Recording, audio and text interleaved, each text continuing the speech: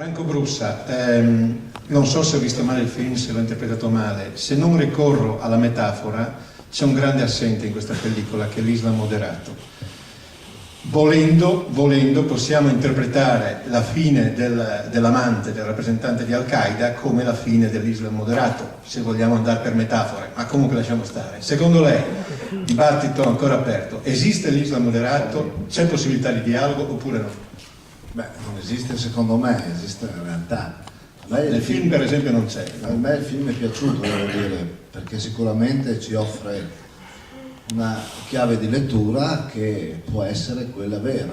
Io non credo che sia quella maggioritaria, ciò nonostante non è detto che non possa far paura questa realtà, ma io credo che il film ci abbia dimostrato anche altre cose, che le prime vittime sono gli stessi musulmani, quando si taglia una mano in quella scena perché probabilmente avevano rubato, credo, o quando si lapidano delle donne, credo perché adultere, evidentemente ci riporta prima che i terroristi a una interpretazione della religione che, grazie a Dio, la nostra, pur partendo da una comune punto di vista del padre Abramo, con Gesù Cristo è cambiata, per cui non lapidiamo più le donne perché, come ricorderemo, qualcuno ha detto chi è senza peccato scagli la prima pietra, e quindi c'è stato un elemento culturale diverso che era la religione cristiana.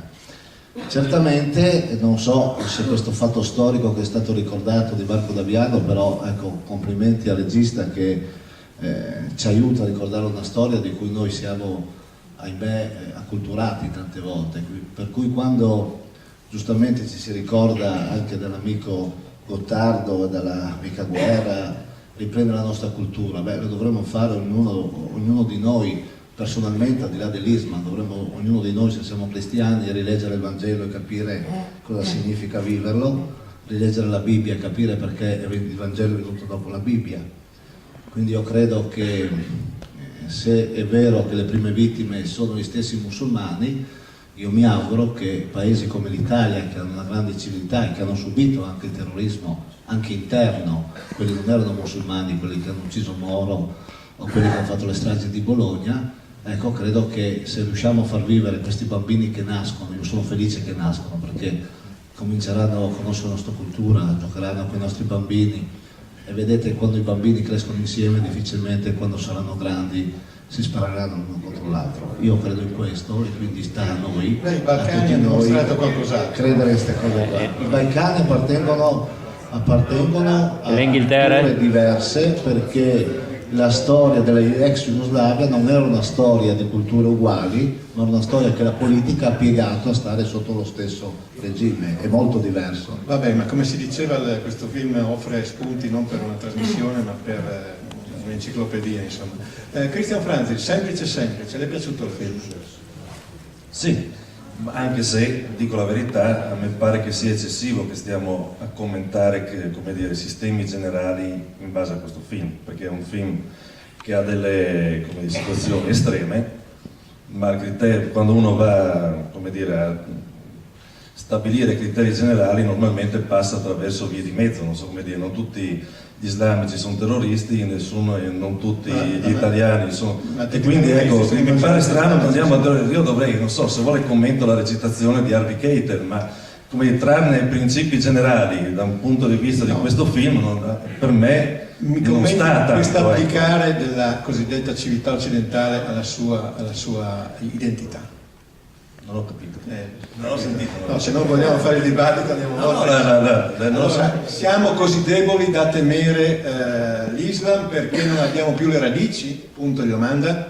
No, ma io non credo che si sia ormai, io sono rimasto un po' spaventato quando qualcuno dice dobbiamo ritornare ai tempi di Marco Daviano, perché io auspico che siamo in una situazione in cui ci sia la possibilità di una convivenza all'interno di uno stesso territorio di culture, religioni, esperienze, vite diverse, insomma. Ma non è questa la debolezza alla fine, portata all'estremo, la debolezza della donna? Ma io non credo che sia debolezza, perché alla fine quando abbiamo fatti forti e quindi in conseguenza della caduta delle 2 torri abbiamo bombardato l'Iraq, non abbiamo ottenuto nulla di più e nulla di meno di quanto c'era prima, forse abbiamo peggiorato la situazione. Quindi quando abbiamo voluto fare particolarmente, come dire, virili, non abbiamo migliorato la situazione e non credo che quella sia la via. Noi o rischiamo, e rischiamo consapevolmente mettendo in campo tutto quello che serve per evitare, voglio dire, nessuno di noi è favorevole al terrorismo, dobbiamo mettere in campo tutto quello che serve per evitare che questi casi di questo tipo avvengano, per individuare laddove ci sono delle cellule che intervengono, laddove ci sono delle persone che hanno questo come principio. Detto questo, non è con la violenza che risolviamo, non è isolandoci che risolviamo, perché alla fine sono stati citati i casi, sono state citate le dinamiche demografiche della nostra regione e del nostro paese. Potremmo fare una discussione sui dati su come va la vita delle persone nel mondo, perché arrivano delle persone qua. Voglio dire, un quinto dell'umanità non ha un accesso all'acqua, poniamoci il problema perché arriva qua un'immigrazione, se è un fenomeno strutturale o che possiamo impedire tirando su un muro sui confini. Se questa è la via, io credo che non serve a peggiorare la situazione. La via del dialogo non è una via, secondo me, di debolezza, è una via di forza, perché ti dice che tu sai da dove vieni e sai anche che non puoi agire con la violenza. Va bene, direi prima di cominciare... Prego. Beh, 4 erano d'accordo con me. Timidi. Se c'è qualcuno che vuole commentare il passaggio di Franz, che ha messo dentro anche l'Iraq, l'Afghanistan, la fame nel mondo, la fame nel mondo, i pozzi. Beh, io personalmente non condivido assolutamente questa impostazione, cioè il fatto di dire se si va in Afghanistan e in Iraq non si risolve il problema, a parte che statisticamente si potrebbe anche sostenere che insomma sono andati meno in giro a fare attentati, ma cioè, la tesi non sta in piedi, cioè immaginare che il terrorismo deve essere lasciato libero nei suoi luoghi ideali, a coltivare adepti, a fare attività paramilitare, eccetera, mi pare una grande sciocchezza dal mio punto di vista. Che poi andare in Iraq non si risolve il problema dell'Iraq, ma questo non significa assolutamente nulla, insomma.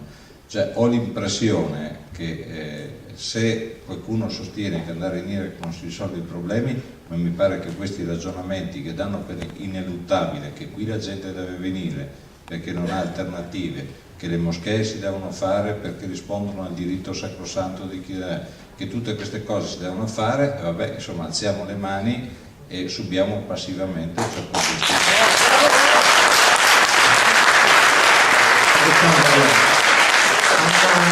Solo una piccola provocazione veloce. Il problema della reciprocità di solito da un certo tipo di visione non viene mai preso in considerazione. La reciprocità significa poter noi costruire le nostre chiese in quei paesi, significa poter noi esercitare i nostri diritti in quei paesi, significa alle nostre donne che vanno di là poter girare liberamente come girano in Occidente. E la questione della considerazione della donna mi fa abbastanza specie per quanto riguarda la grande tolleranza che una parte politica, uno schieramento ha nei confronti di queste civiltà. Io rispetto assolutamente qualsiasi civiltà e qualsiasi costume, ammesso che quelli rispettino il mio. Spesso una parte politica nel nostro paese, per eccesso di tolleranza, di apertura, di integrazione, accetta costumi che nel 68 contestava. Io voglio ricordare semplicemente